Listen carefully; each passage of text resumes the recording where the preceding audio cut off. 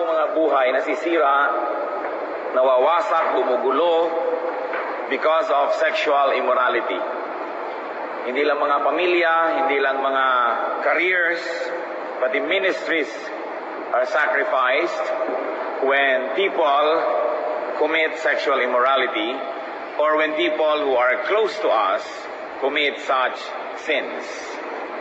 Many people who otherwise should have been having good and peaceful lives get into terrible and troublesome lives.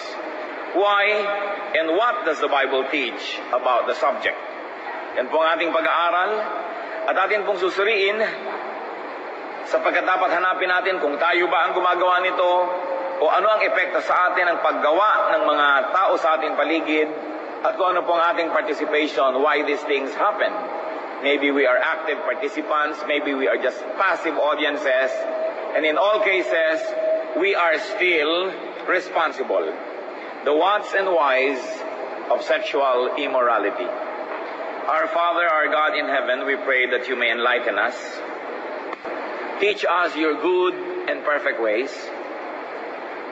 Enlighten us, O God, and let the Holy Spirit lead us unto greater knowledge of you and unto greater wisdom by which we may apply your word into our daily lives. Nawa kayo po ang maging tagapagsalita namin, Panginoon. Palayain niyo po kami sa mga pahirap na idinudulot ng masasama at makasalanang pamamaraan ng pamumuhay. At nawa, Panginoon, ang aming pagbubulay-bulay, maging daan upang lalo naming madakila ang iyong pangalan, mapaayos ang aming buhay at buhay ng mga malapit na mga tao sa amin. Lead us, teach us, protect us from lies. Protect us even from harm that may come from malicious people and evil spirits. Give us your peace, your wisdom, your knowledge.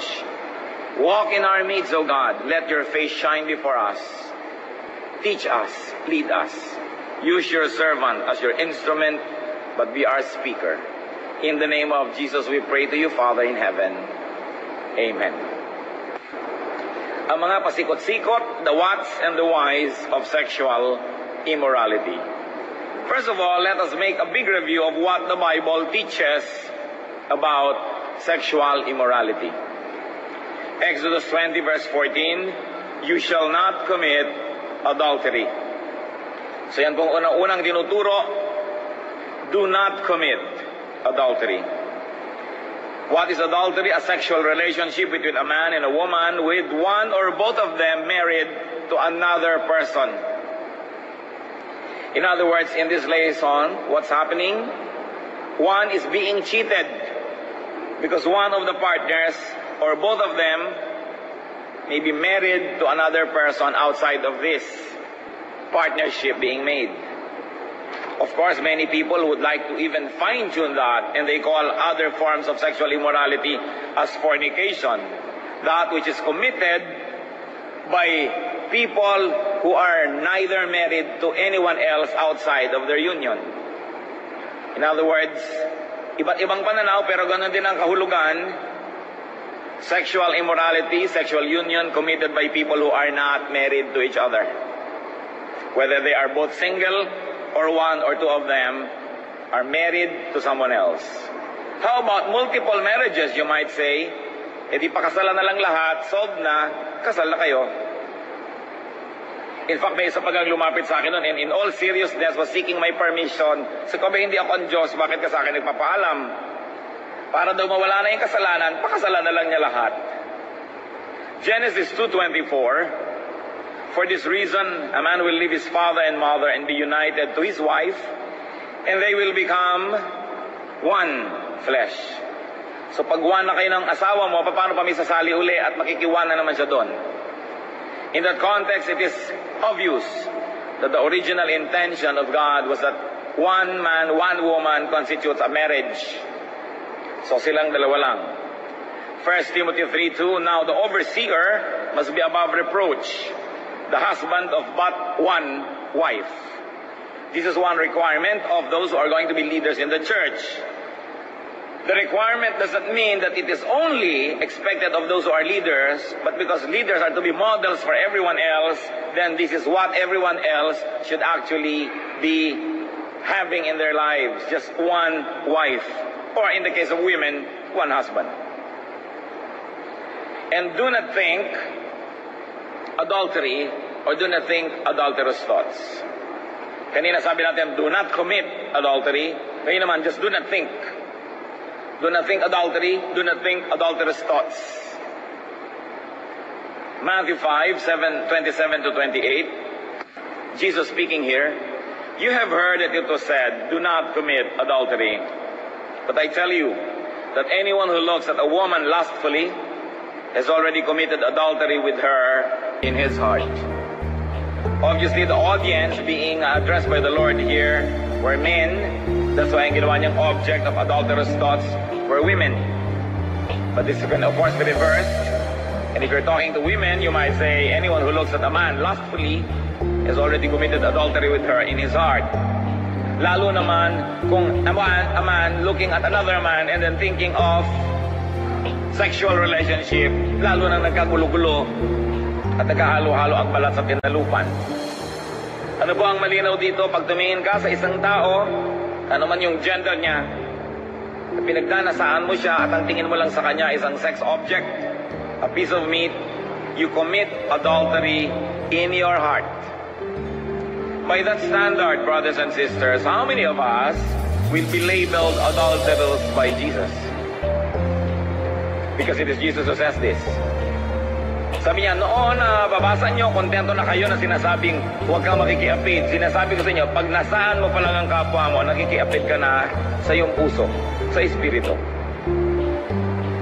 What else does the Bible teach about this subject?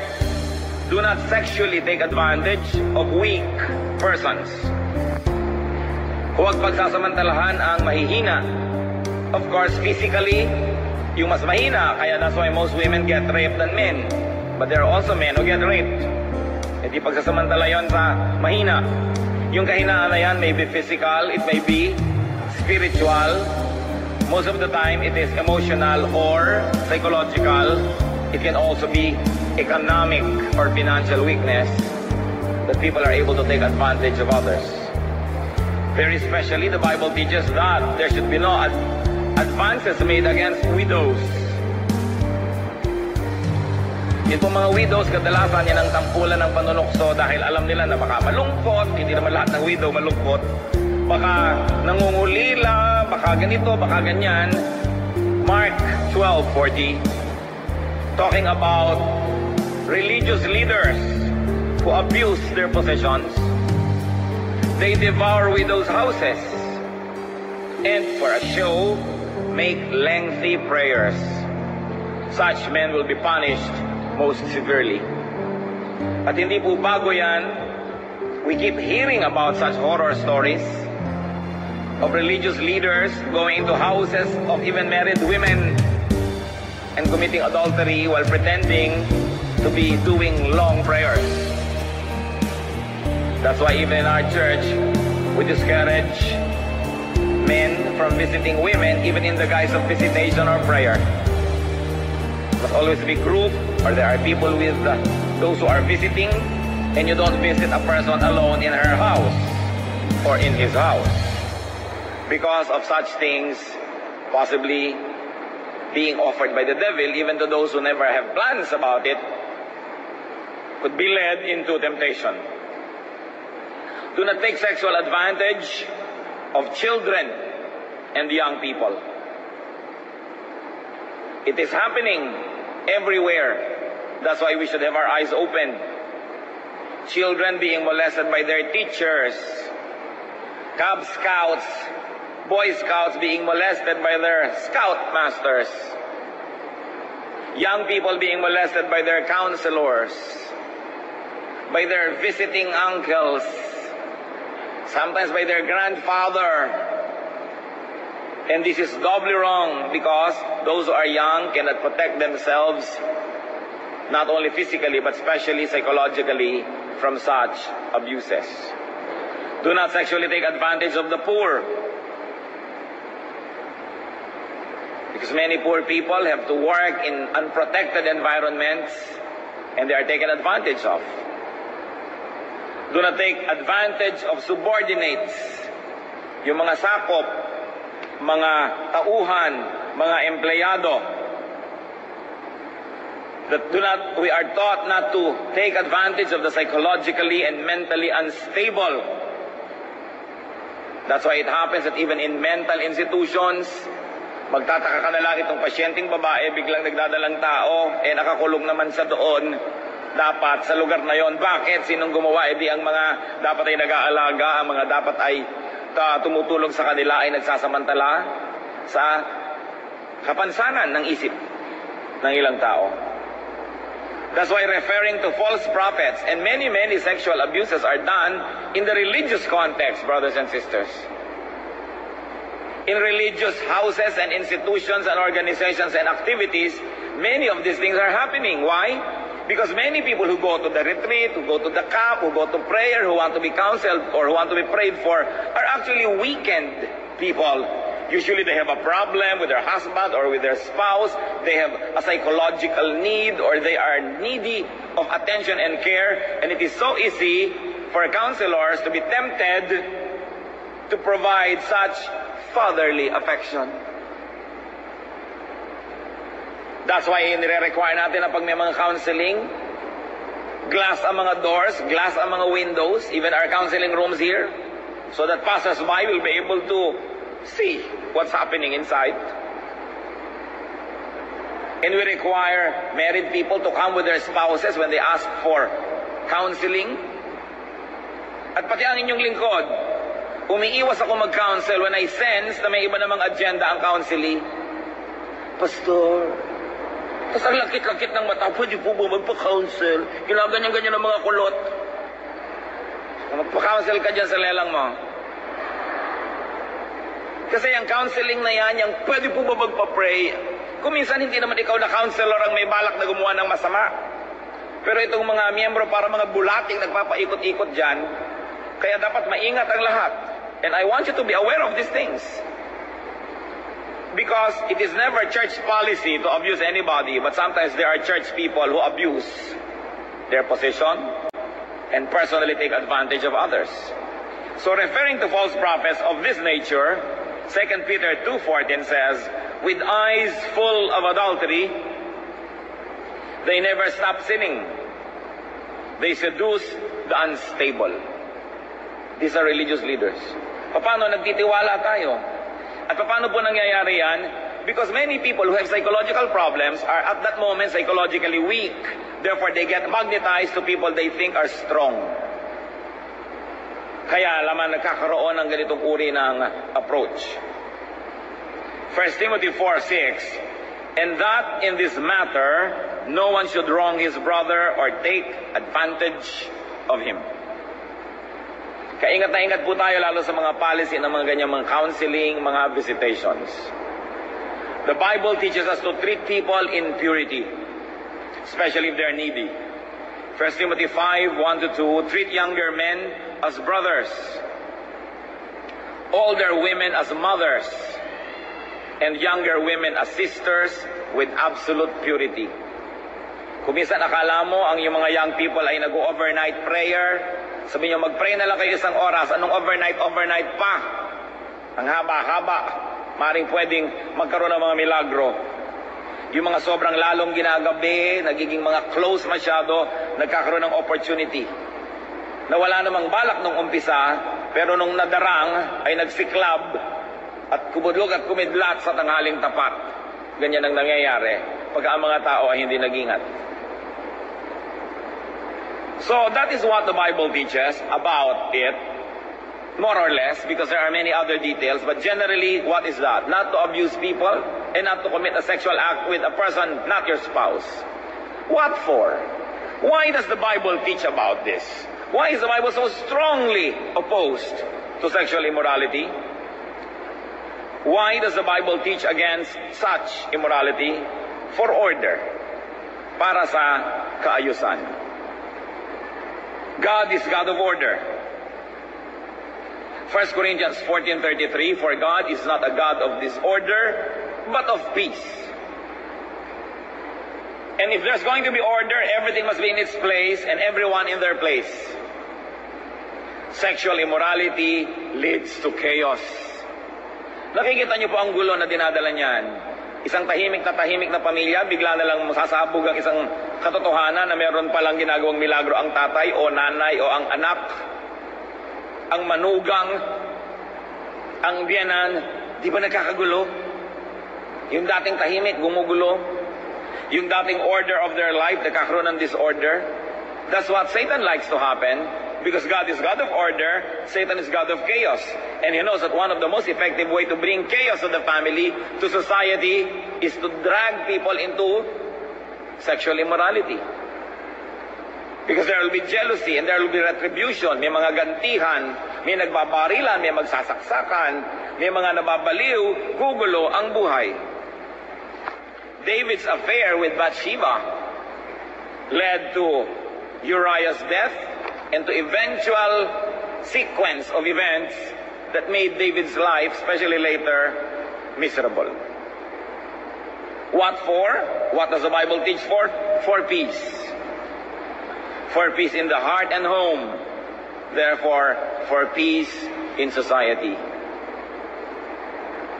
Payapa ang mga mag-asawa na matapat sa isa't isa. Pero tingnan nyo, oras na may nagtaksil na at oras na nagkakabistuhan na, napakagulo ng buhay. Yung mga hirap ipunta na sa mga gamit, ipinambabato, kakabasag-basag, nagkakawasak-wasak, napapabayaan ang mga tungkulin, pati ang trabaho. What else? What for? For dignity. Because man and woman were created in God's image. Their dignity and respectability must not be minimized, trivialized, or destroyed by sexual misconduct. Gaano karami na po na pagkakababa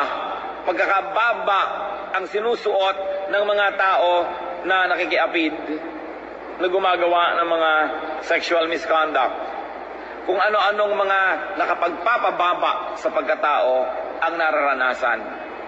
Nararanasang mahabol ng saksak, nararanasang magtago, nararanasang hiyain at insultuhin sa publiko, nararanasan na manganib ang buhay, all because of sexual immorality.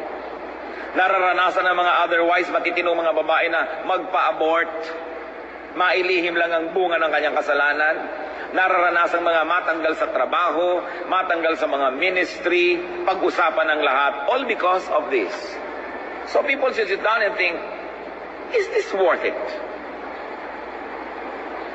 Bakit po natin ito pinag-uusapan? Kasi maaaring meron sa ating kalagitnaan na gumagawa nito. Ito talagang dapat pag-usapan. Hindi tayo ang gumagawa, pero yung mahal natin sa buhay ang gumagawa. Maaapektuhan din tayo niyan. Dapat alam natin na ganito mga bagay. O baka tayo pa ay partner in crime by being just a silent audience, not protesting, not stopping this.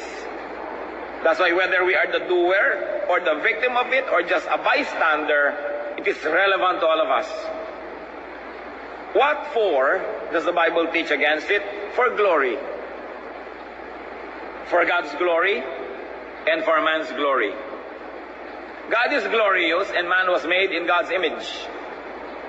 But because of sin, very especially sexual immorality, that glory that's supposed to be enjoyed even by man is sacrificed, stunted, frustrated, probably even not enjoyed at all. Sexual immorality hinders and prevents spiritual development. Pag meron pong sexual immorality, yung balak ng Diyos na mag-grow tayo, from glory to glory to glory, natitigil. Umaatras pa nga. At pati yung mga mahal natin sa buhay ay nadadamay. Sino ang sobrang galing na artista na patuloy na nabubuhay sa kasalanan pagkatapos sasabihin niya nag-grow din siya spiritually? Yan ang isa sa mga pinakamalaking hadlang para lubos na umangat ang ating pagka-espiritual, yung tayo'y hinihila pababa ng immorality. One gets stuck to baseness. Hindi makaangat. Napakaganda po ng balak ng Diyos para sa atin. that we will grow from one degree of glory to another. Na yung alam natin tungkol sa Diyos last year, ibang-iba na ngayon dahil lumalim ang pagkakilala natin, paganda ng paganda ang pag-unawa natin, palawak ng palawak ang ating espiritu at ang ating kaalaman, pero lahat yan natitigil, umaatras, naaabala, pagka pumasok ang immorality sa ating buhay. What for? For safety. For safety of health and life. Gaano karami po mga sakit ang associated with the immoral sexual act? Gaano karami, magtanong kayo sa World Health Organization, kung gaano karami ang nagkakaroon ng sexually transmitted disease.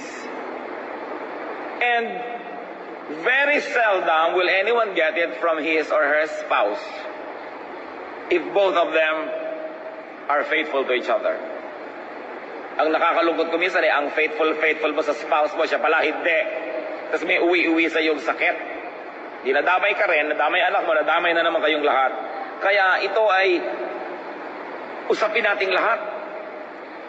Sapagkat pwedeng hindi tayo madadamay kahit iba ang gumagawa.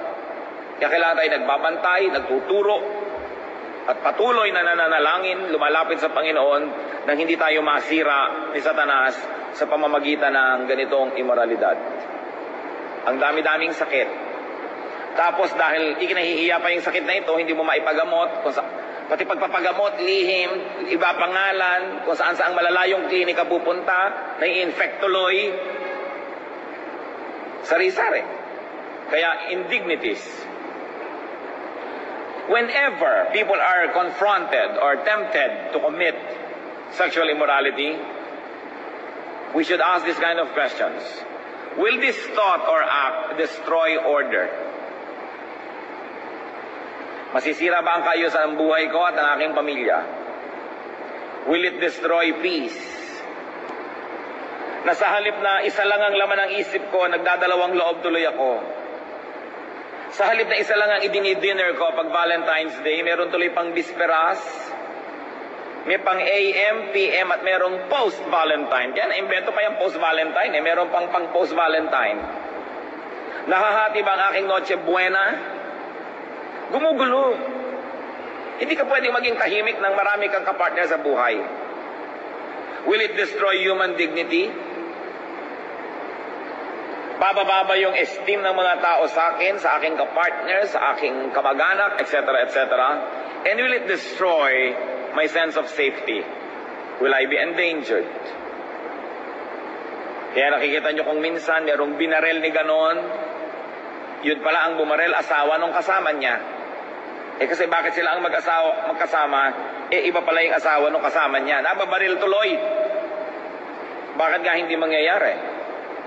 Itatanong din natin, will this thought or act steal from A or from the rightful party? Okay.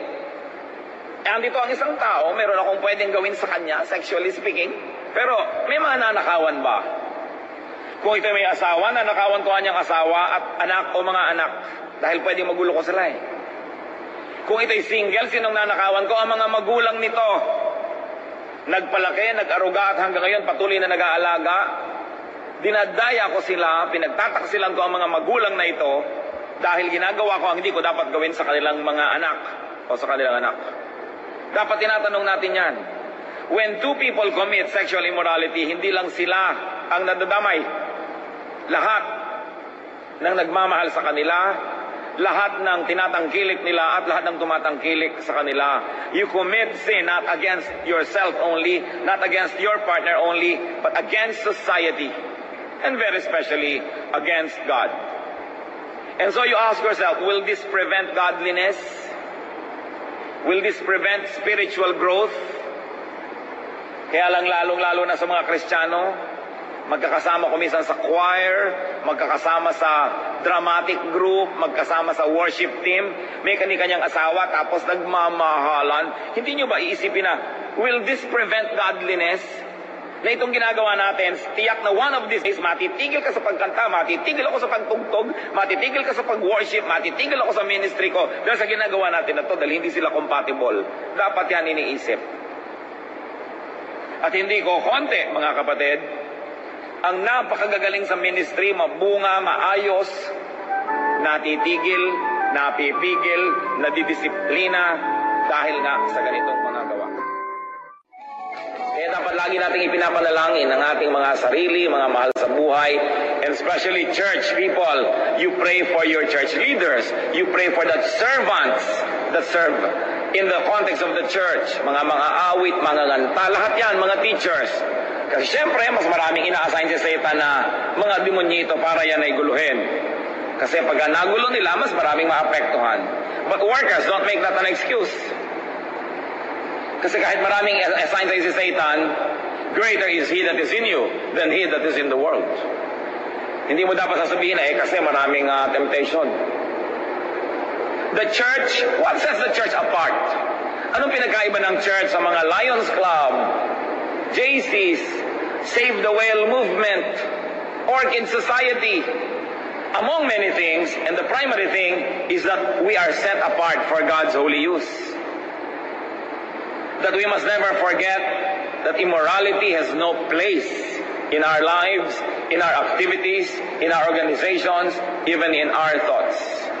So, what to do about sexual immorality? First of all, know in principle all its forms. Principle lang, hindi in experience. Ano-ano ba yan? Huwag tayong para mga hipong tulog, dinadala ng agos. Walang angat kamalay-malay. Nagtataka naman ako, napakarami rin mga magulang. Walang kamalay-malay na kung ano-ano na milagro ang ginagawa ng mga anak nila. Dapat makiramdam, alamin, humanap ng mga pattern. Ang number one nyo dapat mga suspect, yung mga laging ginagabi, may mga overnight. Hindi naman lahat ng ginagabi nag-overnight ay may himala. Pero isa yan sa mga common denominator ng mga himala. Yung mga sobrang close. Ang dami ko na pong na-counsel cases. Dinadala pa ni bata sa kanilang bahay itong nang mamolesta sa kanya. Pinapakain pa ng nanay, pinagpiprito pala at pinagsasangag. Ang hindi niya alam ay dapat niyang busa ng gasolina at sindihan yung bisita niya dahil yun pala ang nagmamolesta sa anak niya. May mga magulang binibigyan pa ng hotel vouchers ang mga kung sino-sinong leader. O mag-overnight kayo sa hotel para makapag-pray kayo. Yung pala, dinedevour ang kanilang anak doon. May mga magulang pa, mag-fundraising tayo, ibili natin ng kotse si ganon. Yung pala, kung magkakasasakyan, dinadala ang mga anak nila kung saan-saang dilim at mga biglang liko. Yung mga magulang pa, ang may mga pasimuno, kasi hindi nakikiramdam. Kaya dapat makiramdam. Know all of these immoral acts in all its forms. Especially children, we have to protect from mga visiting relatives that go overnight ng mga ganito. Because according to studies, most of sexual abuses done against children are done by relatives. People that you trust, people that have access to them. Household help. Kaya tinuturuan mo mga bata, pagka ang ating mga helper, ganyan-ganyan, yung hinihipo ka dito, dyan, huwag kang papayag, isusumbong mo agad. Kasi sa makakakala, kinikiliti lang kita. Malay ng bata. Kaya dapat tayo alert. Dapat tayong mauna sa isip ng mga bata kaysa maunahan tayo ng mga molestador. Dapat itanim mo, itong anak, ito, huwag kang papayag, itong ganito, mali ito. Sasabihin mo kahit sino, magsusumbong ka. Ganon agad. Ephesians 5:3. But among you there must not be even a hint of sexual immorality, or of any kind of impurity, or of greed, because these are improper for God's holy people. Hindi tayo pwedeng mabuhay on denial na hindi natin pinapansin na yung mga bagay na nangyayari pala. Ihanda natin, lalo-lalo ang mga bata. What else do you do? Aside from knowing its forms, avoid it. Avoid. 1 Corinthians 6:18, flee from sexual immorality. All other sins a man commits are outside his body. But he who sins sexually sins against his own body. Kakasala ka sa sarili mo, nagkakasala ka pa sa iba. What else do we do? Stop it. Kung tayo yung gumagawa, stop it.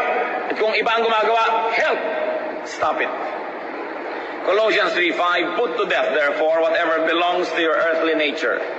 sexual immorality, impurity, lust, evil desires, which is idolatry. Kailangang pigilan yan, patayin, ubusin, lipulin, huwag magtira, sapagkat kahit konti lang natira.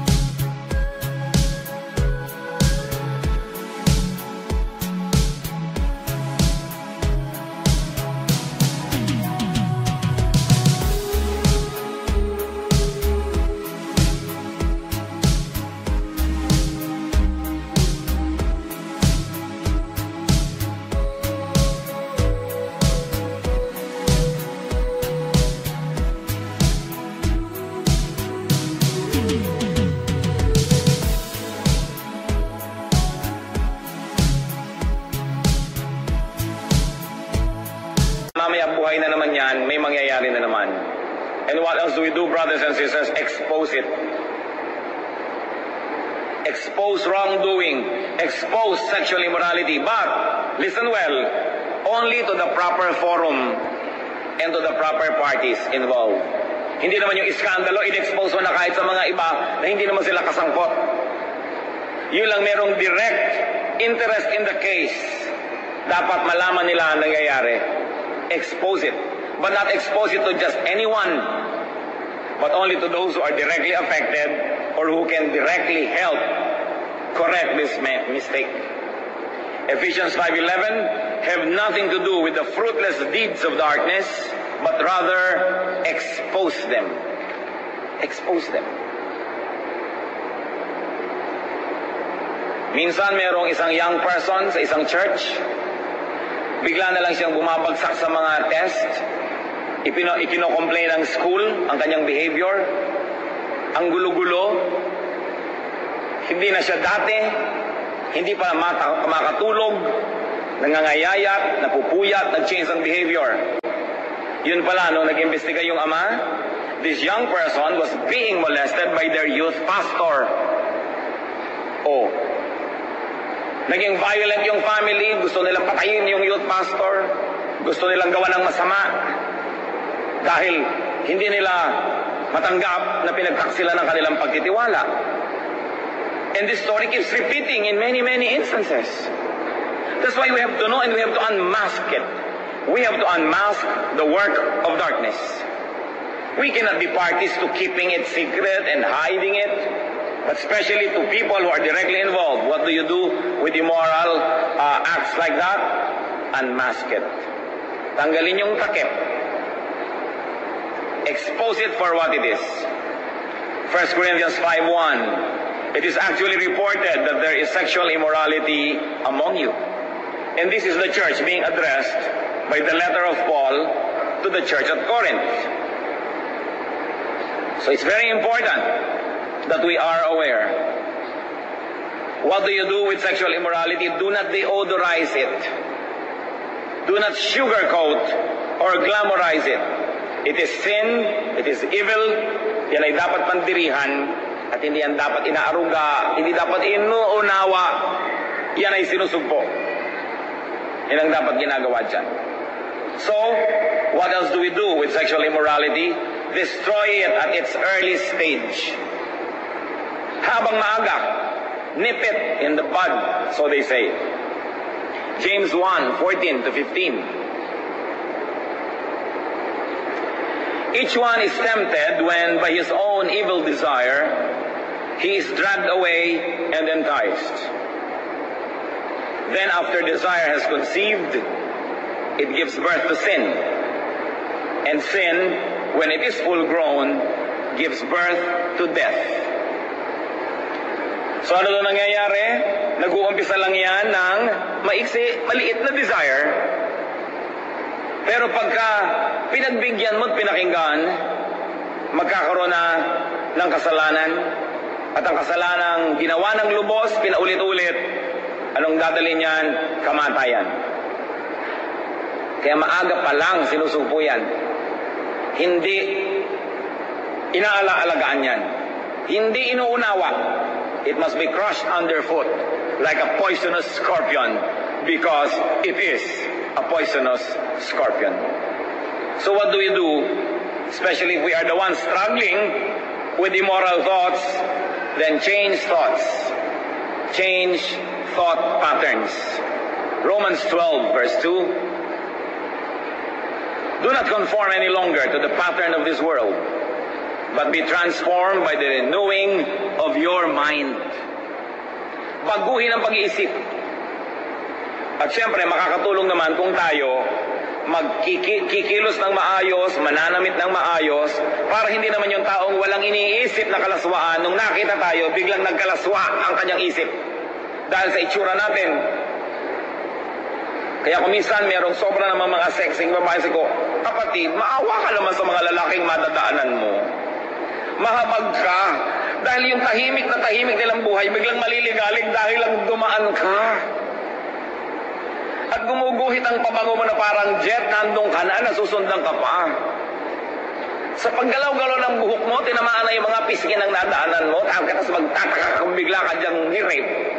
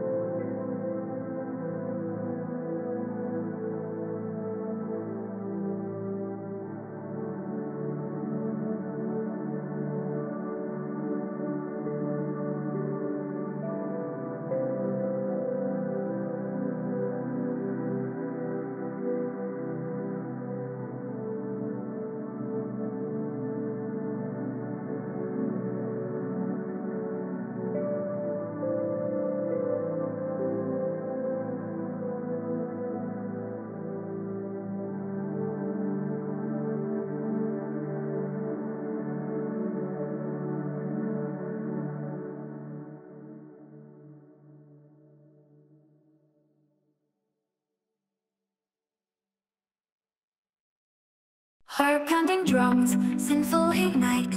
Classical flourishes paint a vibrant light. Indie rock guitars scream with pure delight. Let's break the mold, this is our electric night. Neon dreamscapes bathed in stardust glow. Boundaries blurring, a genre overflow. Lost in the rhythm, where possibilities flow. The symphony of chaos sets our spirits aglow. We're electric rebels, defying the norm. Breaking the chains in a sonic storm. Scented with whispers, morph into a battle cry. This is our revolution, soaring to the sky.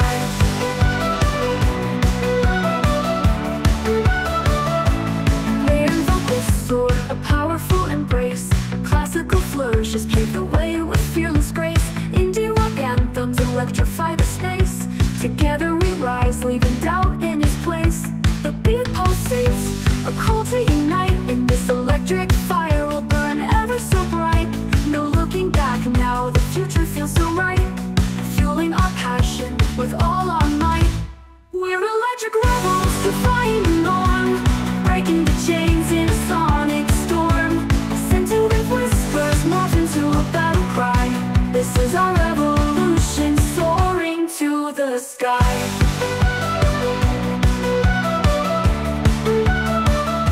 The walls can hold us, no limits can bite. United by music, a new world will find.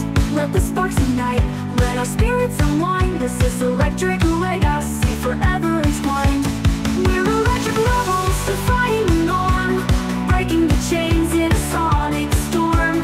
Scented with whispers, morph into a battle cry. This is our revolution, soaring to the sky.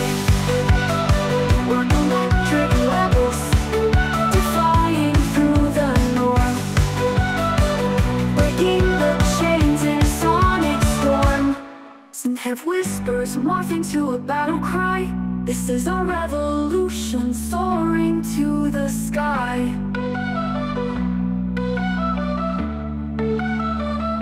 Electric dreams take flight, soaring through the night. A genre-bending anthem, forever shining bright.